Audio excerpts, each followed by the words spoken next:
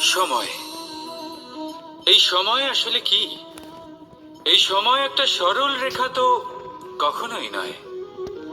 সময় হলো একটা চক্র, যেখানে এর আদি সেখানেই হলো এর অন্ত, আর যেখানে তা শেষ হয় সেখান থেকেই তার শুরু হয়।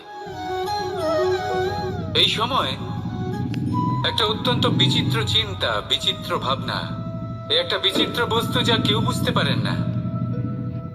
এই সময়ের লীলা, এর কোনো প্রমাণ নেই, কোনো জ্ঞান নেই, কোনো পরিমাপ নেই। শুধু এটুকু আমরা জানতে পারি, যেখানে শেষ হবে সেখান থেকে একটা নতুন সূচনাও হবে। যা আজ আপনার কাছে আছে, কাল অন্য কারোর কাছে যাবে, তারপরে তার কাছ থেকেও অন্য কারোর কাছে যাবে, তারপরে তার থেকেও ছিনিয়ে নেওয়া হবে।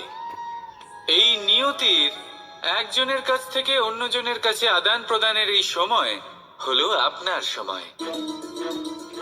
এই সময়ের সদ্ব্যবহার করুন, এই সময়কে বাঁচুন।